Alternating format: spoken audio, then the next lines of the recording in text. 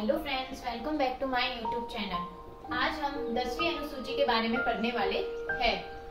10वीं अनुसूची में हमें बताया है दल बदल विरोधी कानून के बारे में, और ये अनुसूची हमारे संविधान में 52वां संविधान संशोधन हुआ था, जो कि 1985 में हुआ था, उसके द्वारा जोड़ी गई थी।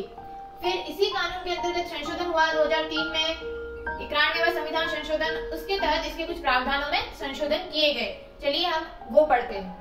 अब ये दल बदल विरोधी कानून है, ये किन किन पर लागू होता है? तो ये एमपी, एमएलए और एमएलसी इस पे लागू होता है, और यदि वे इसके दोषी सिद्ध पाए जाते हैं तो उनके सदन की सदस्यता क्या हो जाती है? समाप्त हो जाएगी।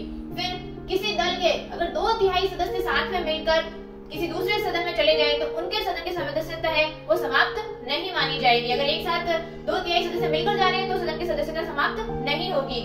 फिर यदि कोई निर्दलीय सदस्य है तो वो अगर किसी दल में शामिल होगा तो उसकी सदस्यता समाप्त हो सकती है, क्योंकि निर्दलीय सदस्य किसी भी दल में शामिल नहीं हो सकता है।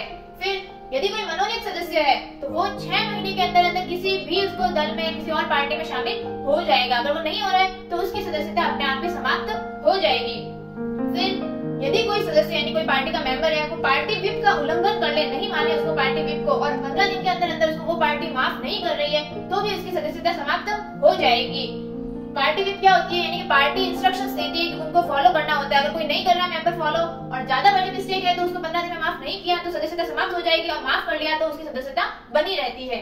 फिर ये जो दल बदल विरोधी कानून है किन किन पर लागू नहीं होता है? तो लोकसभा और विधानसभा के अध्यक्ष पर यह कानून लागू नहीं होता है। फिर दल बदल विरोधी कानून का जो निर्णय होता है इस मामले का कि भाई ये है वो उसका दल बदल विरोधी है, इसकी सदन की सदस्यता समाप्त कर लेनी चाहिए, ये कौन बताएगा? इसका निर्णय कौन लेता है? तो सदन का सभापति या अध्यक्ष इसका निर्णय करते हैं। फिर 1992 में केस हुआ था कीहोतो केस। उसमें सुप्रीम कोर्ट ने क्या डिसीजन दिया कि अध्यक्ष या सभापति के निर्णय का हम न्यायिक पुनरावलोकन कर सकते हैं या फिर जुडिशियल रिव्यू कर सकते हैं।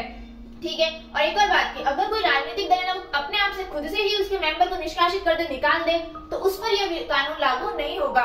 Thank you.